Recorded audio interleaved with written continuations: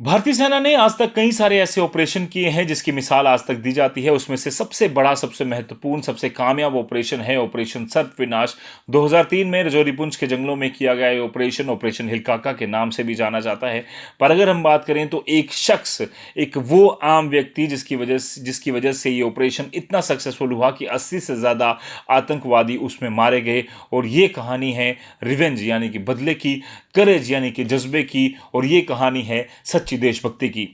ताहिर फैजल चौधरी, ये वो नाम है 2003 से लेकर अभी तक हर किसी ने किसी ना किसी कॉन्टेक्स्ट में सुना होगा या नहीं सुना, क्योंकि ये हैं वो अनसंग हीरो जिसकी वजह से ऑपरेशन सर्वविनाश, ऑपरेशन हिलकाका बहुत बड़ा कामयाब ऑपरेशन हुआ। 2002 में ताहिर को इन्फॉर्मेशन मिली कि उनके जो भाई हैं आरिफ, क्योंकि ताहिर उस समय काम कर रहे थे सऊदी अरेबिया में एक कंपनी में, वहाँ पर उन्हें इन्फॉर्मेशन मिली कि उनके भाई आरिफ को लश्कर तैयबा के आतंकवादियों ने मार गिराया है। और उसके बाद लगातार उन्हें बदले की भावना से वो वापस पहुँचे अपने गाँव, अपने पिंड, और वहाँ पर उन्होंने भारतीय सेना की रोमियो फोर्स में शमूलियत दी। वहाँ पर वो शामिल हुए और उसके बाद भारतीय सेना के साथ शाना बशाना वो आतंकवादियों को यहाँ पर उनसे बदला लेने के लिए लगातार एक ऑपरेशन में जुट गए।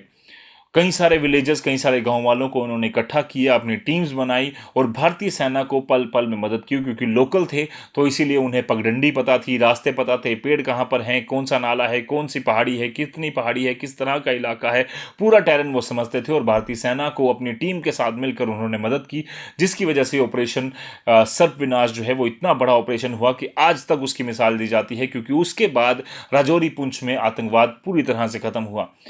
ऑपरेशन सर्वविनाश के बाद कई सारे ऐसे ऑपरेशन हुए और आज तक ताहिर फैजल चौधरी जी का नाम जो है बड़े शान शौकत से लिया जाता है। 22 अप्रैल 2026 वो खुद दुखद दिन, जिस दिन ताहिर जी ने अपनी आखिरी सांस ली और भारतीय सेना ने उन्हें एक ट्रिब्यूट जो है वो पेश की। हर तरफ से संदेश आना शुरू हुए। वो आर्मी वाले, वो ब्रिगेडियर्स, वो कर्नल्स, वो आर्मी पर्सोनल जो उस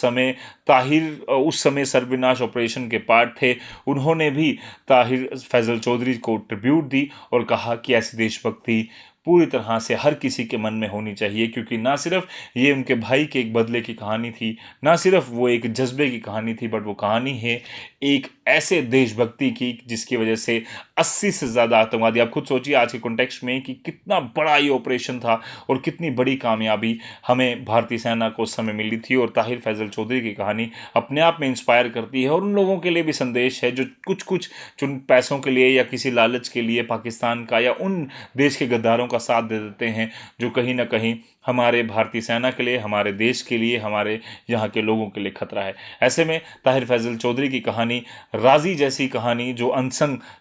लोगों की कहानी है, इससे ज़्यादा पता होना चाहिए और बॉलीवुड के लिए एक बेस्ट प्लॉट है, क्योंकि अगर इस पर फिल्म बनती है तो मुझे लगता है कि लाखों लोग इंस्पायर होंगे। ना सिर्फ इंस्पायर होंगे पर वो मोटिवेट होंगे कि भारतीय सेना के साथ शाना बशाना हमें खड़ा होना है। और ना सिर्फ भारतीय सेना में जाकर, पर किसी भी तरह से अगर आप अपने कॉन्ट्रीब्यूशन दे सकते हैं देश की तरक्की के लिए, देश की रक्षा के लिए, देश की सुरक्षा के लिए, तो वो देना चाहिए। और ताहिर फैजल चौधरी को हम भी अपनी तरफ से सलाम पेश करते हैं।